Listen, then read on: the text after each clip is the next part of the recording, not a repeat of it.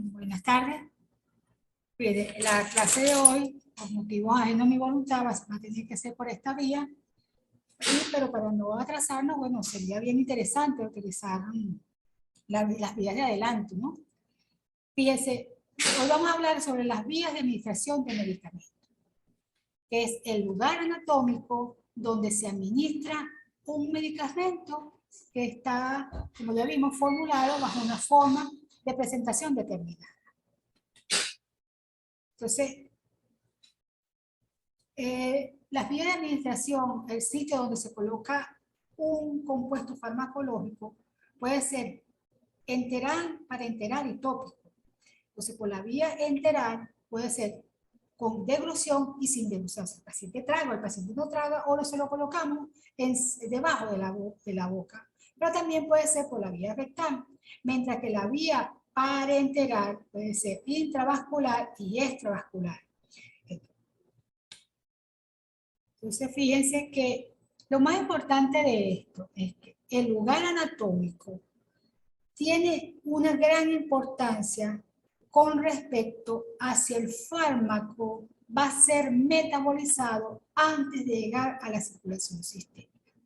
En líneas generales, la mayoría de los, o todos los fármacos que es administrados por vía enteral sufren el llamado efecto del primer paso, que no es más que cuando el fármaco llega a la vía intestinal, por la circulación portal, llegan al hígado y allí sufre una serie de procesos metabólicos y posteriormente es que pasa a la circulación sistémica. En este sentido, hay una gran pérdida de los principios activos a menos que el fármaco sea una prodroga que necesite su metabolización antes de llegar a la circulación general. Entonces, fíjense que la vía oral es la más utilizada y la ventaja más importante es que es muy económica y el paciente puede colaborar, ¿verdad? No requiere equipos especiales. Pero hay inconvenientes bien importantes, porque si el paciente tiene vómito, no puede deglutir, no está consciente, hay la necesidad de utilizar o bien otra vía o modificar la vía oral. Entonces, entre los inconvenientes también tenemos los sabores desagradables y la capacidad que tienen algunos fármacos de provocar irritación gástrica. ¿Por qué? ¿Por qué la vía de administración oral es tan utilizada y es tan óptima? Bueno, porque el fármaco, una vez que llegan a la circulación, al intestino delgado, a través de su extensa circulación, porque como ustedes saben, por sus conocimientos de anatomía, tienen una gran cantidad de vellosidades que hacen que esta área sea muy grande. Es muy fluida, de mucha vascularidad. Entonces, una vez que el fármaco llega al intestino, por difusión pasiva, pasa a través de las microvellosidades a la circulación sistémica. Entonces, es importante tener en cuenta que las sustancias que están allí, como la bilis, sirve de tensoactivo para favorecer la absorción de sustancias lipídicas. Entre los factores que influyen en la biodisponibilidad de fármacos por administración oral, tenemos la velocidad del vaciado gástrico. Esta se puede ver modificada hay pacientes que tienen enlentecimiento del vaciado gástrico, bien sea desde el punto de vista patológico o pacientes encamados inclusive, la posición inclusive, si el paciente está acostado a la derecha o a la izquierda, eso influye en la velocidad del vaciado gástrico. La motilidad intestinal, la presencia de alimentos. Muchos alimentos pueden favorecer la absorción intestinal, otros pueden retardarla y otros pueden disminuirla. El pH gástrico es importante, ya vimos en la clase pasada que habían principios activos, gastroresistentes y no. Además de importantes los jugos digestivos que son muy importantes para favorecer esos procesos de hidrólisis que debe sufrir la droga antes de entrar antes de ser absorbida. Fíjense que la vía de administración sublingual es una vía muy utilizada, pero se utiliza mucho en emergencia, dado que esta circulación sublingual drena o es unitaria de la vena cava superior. O sea, el fármaco entra en forma rápida a la circulación sistémica, obviando el metabolismo del primer paso. ¿Ok? Entonces, fíjense, entre las ventajas de la administración sublingual es muy fácil, pero es muy fácil y fíjense que si el paciente está inconsciente, nosotros lo podemos utilizar. ¿Ve? Si el paciente tiene problemas de tránsito intestinal, también lo podemos utilizar, incluso si tiene vómito o diarrea, se puede utilizar. El fármaco se absorbe completamente por la membrana del piso sublingual, pero la desventaja es que es un uso limitado porque hay pocos medicamentos que pueden ser administrados por esa vía. Además, se pueden producir irritación de esa mucosa y porque también otra desventaja es que no muchos fármacos tienen las características de liposolubilidad para poder ser absorbidos por esta vía. En cuanto a la vía de administración de medicamentos rectal, es bien importante tener en cuenta que, como les dije anteriormente, que son los enemas utilizados, pero también se puede utilizar supositorio. Fíjense, es importante tener en cuenta que la vascularidad del área rectal tiene que tenerse en cuenta cómo anatómicamente esa vascularidad va a influir en el metabolismo o no del primer paso de los medicamentos que se administran por la vía rectal. Fíjense, en la primera porción y segunda porción del recto, la parte de las venas, ¿verdad?, drenan directamente en la vena cava superior, pero en la medida que yo profundizo a nivel distal, ellas tienen una vascularidad que drena la vena porta. Entonces, en la medida que se profundiza o se internaliza más ese supositorio que se administra por la vía rectal, va a haber mayor pérdida de primera pasada, pero si lo coloco en la primera porción, va a haber mayor biodisponibilidad porque se elude en parte esa circulación portal. Son múltiples las formas farmacéuticas que pueden ser administradas por esa vía, enemas, cremas y con diferentes utilidad terapéutica. Es importante tener en cuenta que es muy útil, sobre todo en niños, en personas inconscientes, cuando se quiere eludir el proceso lesivo que provocan algunos medicamentos en la mucosa gástrica. Se pueden utilizar en fármacos de acción local, fármacos con sabor desagradable, ¿ok? Y además, pero la desventaja es que es una vía incómoda, y que el contenido de la ampolla rectal muchas veces va a influenciar en la absorción o no de medicamentos. El paciente puede tener diarrea, entonces no lo podemos administrar por esa vía. Pues. Entonces, es muy importante ver la condición del paciente para poder elegir la forma farmacéutica y la vía de administración que se va a utilizar. En cuanto a la vagina, tiene unas condiciones similares a la administración de medicamentos por vía rectal, a diferencia de que esta es una vía que en líneas generales se utiliza para fármacos de administración, cuya efectos se quieran a nivel local. Y al contrario de la vascularidad de la vía rectal, aquí, mientras más profundo se introduzca el medicamento, en este caso son óvulos, ¿verdad? Óvulos vaginales, que sería la forma farmacéutica de elección, o comprimidos vaginales, se va a eludir más el efecto del primer paso, porque en la medida que se profundiza en el espacio del conducto vaginal, se elude porque la circulación va más, drena más hacia la ilíaca o hacia las venas del pubis.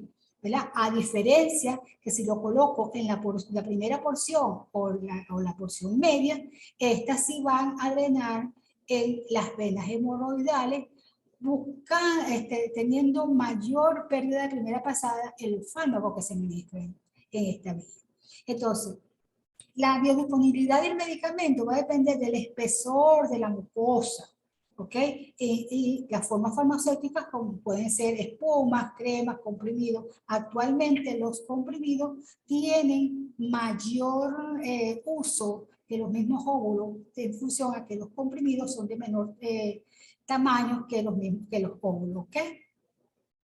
Entre las consideraciones de las vías vaginales, esto es más que todo las indicaciones para mejor efectividad del medicamento que se le deben de dar a la paciente una vez que se elija la vía vaginal para administración de un medicamento determinado, que si hay que tener higiene, que si debe mantenerse acostada, etcétera, etcétera.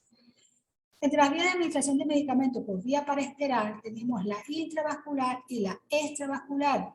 Esto es bien interesante porque la vía intravascular vamos a colocar el fármaco directamente en la circulación sistémica, mientras que la extravascular, y en este caso no necesitamos, sobre todo en la vía intravenosa, intracardíaca, intraarterial, el medicamento no pasa por el proceso de absorción, sino que es colocado directamente.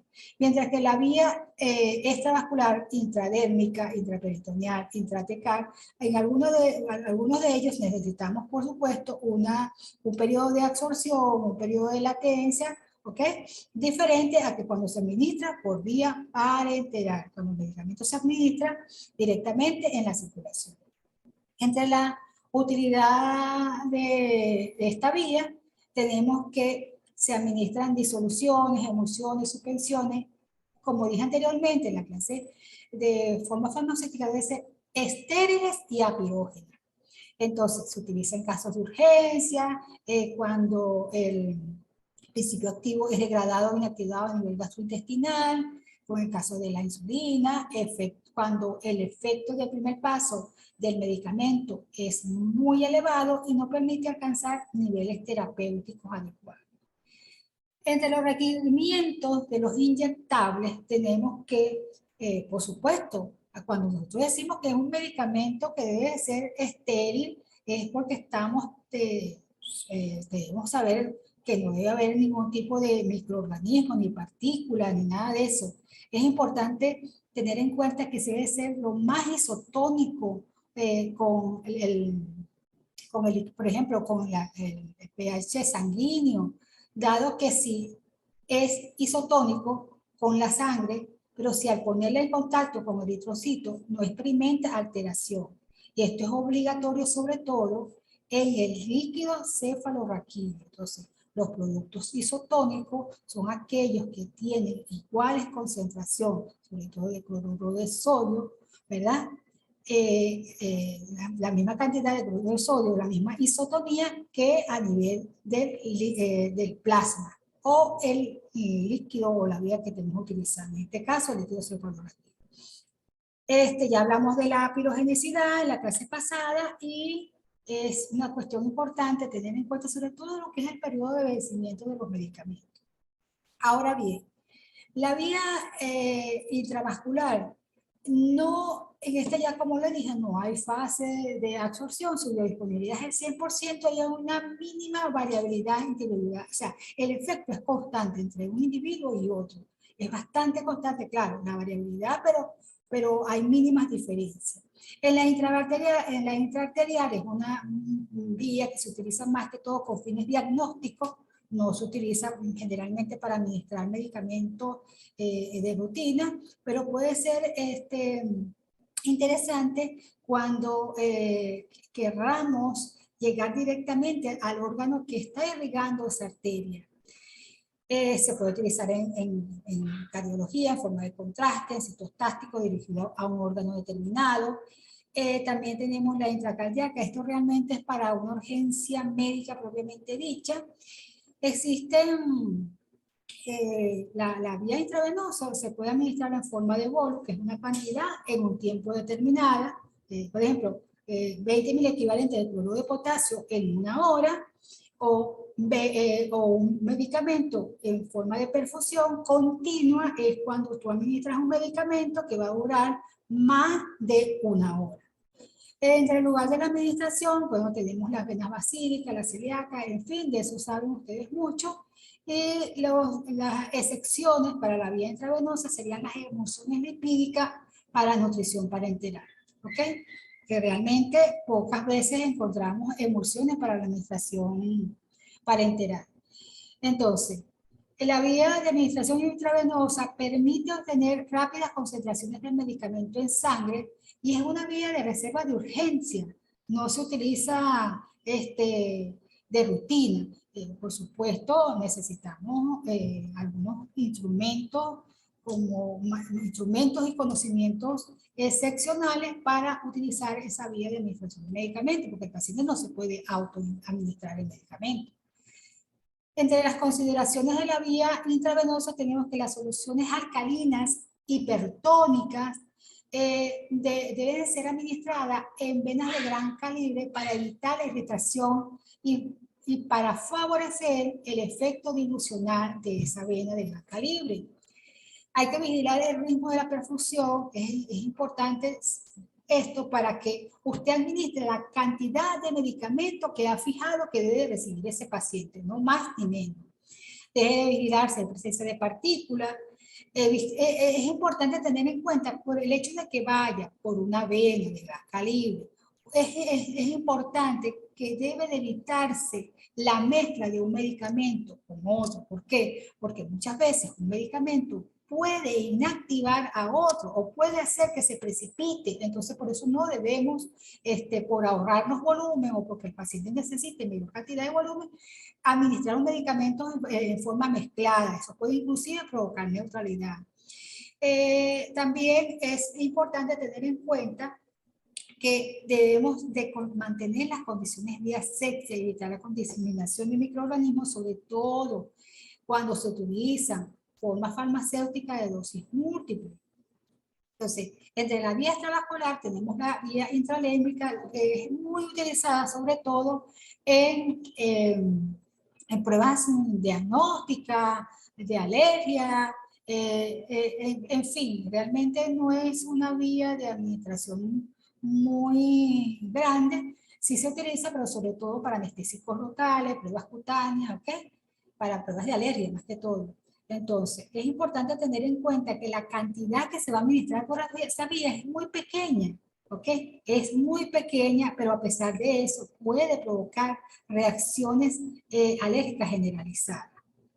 Ahora, otra vía extravascular bien importante es la vía intraperitoneal, fíjese, donde colocamos, ¿verdad? En el espacio epidural alrededor de la médula espinal, ¿verdad? Se coloca, hay que tener mucho cuidado con esto. La vía intraperitoneal generalmente tiene una absorción muy rápida y se utiliza más que todo para diálisis peritoneal. También se puede utilizar fármacos a nivel intratecal, etcétera, etcétera, etcétera. Lo importante es que en la medida que el fármaco sea o la vía de administración por donde voy a administrar el fármaco sea más específica, generalmente es más rigurosa. Y por ejemplo, una vía de administración intraperitoneal, intratecal, epidural, tiene que ser, eso es un acto médico y no un acto de enfermería, ¿okay? No se puede delegar.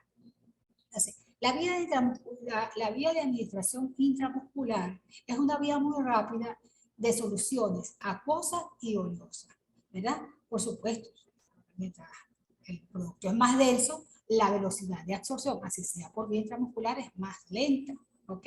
Se pueden administrar por varios lugares anatómicos, como es el deltoide, el glúteo, el vasto lateral de la pierna, ¿ok?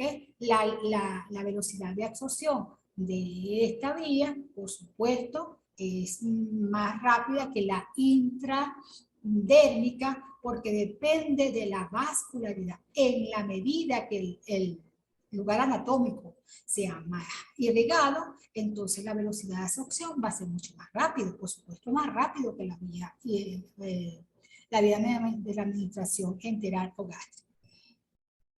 Entonces, fíjense, Ah, una cosa que se me pasó aquí es que cuando se vaya a administrar un producto oleoso, es importante que cuando se introduzca la aguja, se debe de aspirar primero para evitar agarrar un vaso y en vez de administrarlo por vía intramuscular, lo administremos por vía intravenosa. ¿Ok? Y es muy importante, sobre todo en productos oleosos, porque podemos causar eh, oleoso. Pues. Entonces, fíjense, en la zona, en la región glútea, ¿verdad? Que es el cuadrante superior externo en el que se debe de administrar, es importante tener en cuenta que se debe de cuidar el lugar anatómico porque tenemos el nervio ciático y al lesionar el nervio ciático podemos causar daño irreversible. Es importante también tener en cuenta la cantidad total que se puede administrar, el volumen total, ¿okay? Que no debe superar los 7 mililitros.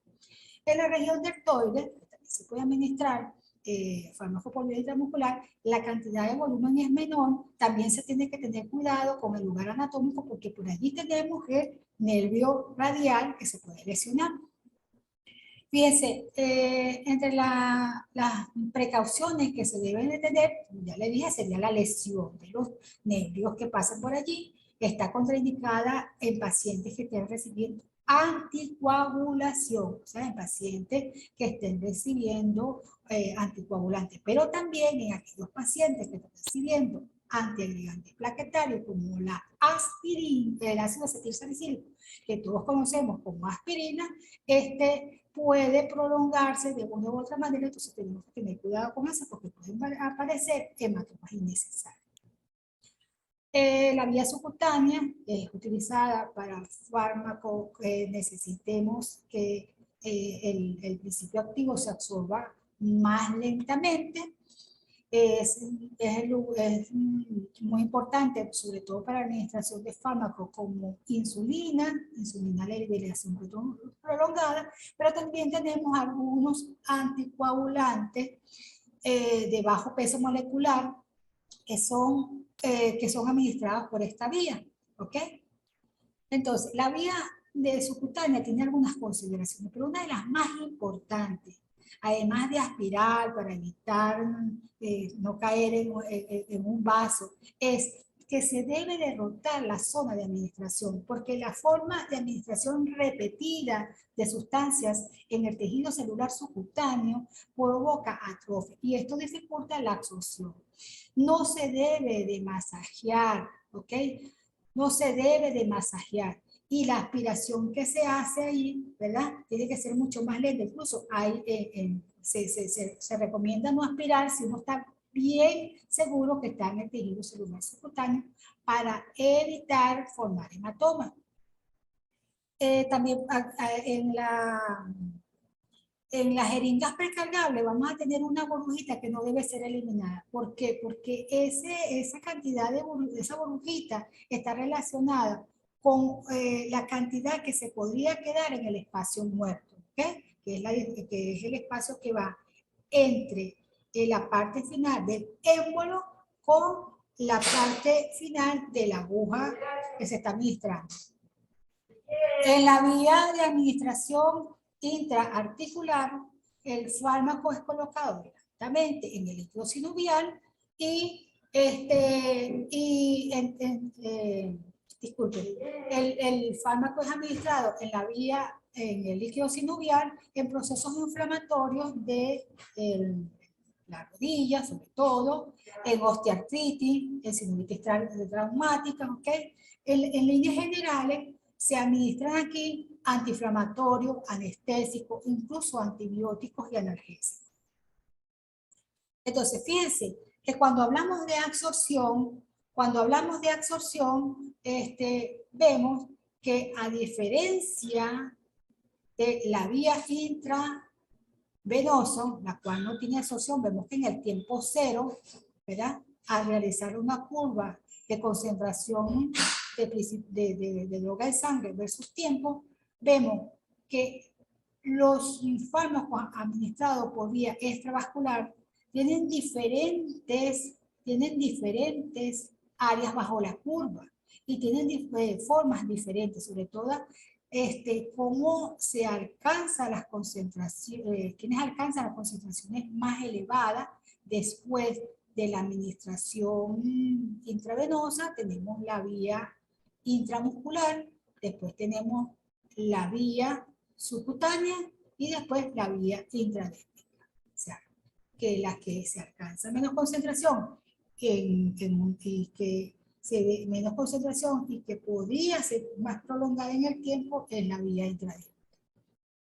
Por otro lado tenemos la vía inhalatoria, que es aquella vía en la cual se coloca un fármaco que debe ser, que es inhalado y va a entrar a las vías respiratorias. Entonces, esta tiene una gran ventaja porque esa vía no necesariamente va a llegar a la vía sistémica. Claro, depende de la dosis, porque si te pasa en unas concentraciones muy elevadas, ya habíamos hablado que se puede perder la selectividad. Entonces, fíjese, entre las ventajas tenemos que hay rapidez de los efectos locales, sistémicos, pero el efecto más importante de la administración de la vía inhalatoria es el efecto local, broncodilatación pulmonar. Es cómoda para el paciente, la absorción es rápida, se evita el efecto del primer paso hepático, etc. Permite conseguir un efecto medicamentoso con mínimos efectos adversos. Dentro de las desventajas, en primer lugar tenemos la irritación de la mucosa del tracto respiratorio, la necesidad de aparatos para la inhalación de gases o aerosoles es costosa y requiere cierta habilidad por parte del paciente. Entonces, ¿qué se debe tener en cuenta cuando se vaya a elegir una fórmula de administración inhalatoria? Debemos estar pendientes a aquellas, ¿verdad?, que nos den una partícula lo más pequeña posible. En la medida que la partícula que se forme a través con el principio activo por la acción del gas propulsor sea más pequeño, vamos a tener mejor efecto en los alvéolos pulmonares. Entonces, dentro de los medicamentos que se administran por esa vía, tenemos la budesonida, el salbutamol y anticolinérgicos como el ipratropín. Entonces, dentro de las ventajas más importantes es que hay menor colaboración por parte del paciente, puede conectarse a una vía, a una fuente de oxígeno, permite administrar conjuntamente varios medicamentos cuando son compatibles y es útil en enfermos graves porque no necesariamente él tiene que manipularlo. Dentro de las desventajas tenemos la variabilidad de la dosis que efectivamente es inhalada, porque va a depender del proceso inspiratorio que tenga el paciente. Si el paciente no colabora, no inspira de forma efectiva, entonces vamos a tener variabilidad al respecto. Necesita energía externa, por supuesto, y existe el riesgo de contaminación, aparte que es costoso, ¿no? Entonces, fíjense, ¿qué tenemos? ¿Qué tenemos aquí? Tenemos que hay que tomar en cuenta la forma farmacéutica y la vía de administración de medicamentos para poder prescribir, ¿verdad? Esta parte se las voy a mandar de una forma lo más explicada posible porque sabiendo cuáles son las formas farmacéuticas, cómo se presentan y además de sabiendo la vía de administración, entonces lo que nos hace falta es saber algunas, lo que ustedes tienen que tener en cuenta es que tienen que saber algunas consideraciones que deben de tener muy presente para prescribir, para realizar ese récipe que va a ser llevado a un farmacéutico para que le dispense un medicamento a su paciente. Entonces, por su atención, muchas gracias. ¿Okay?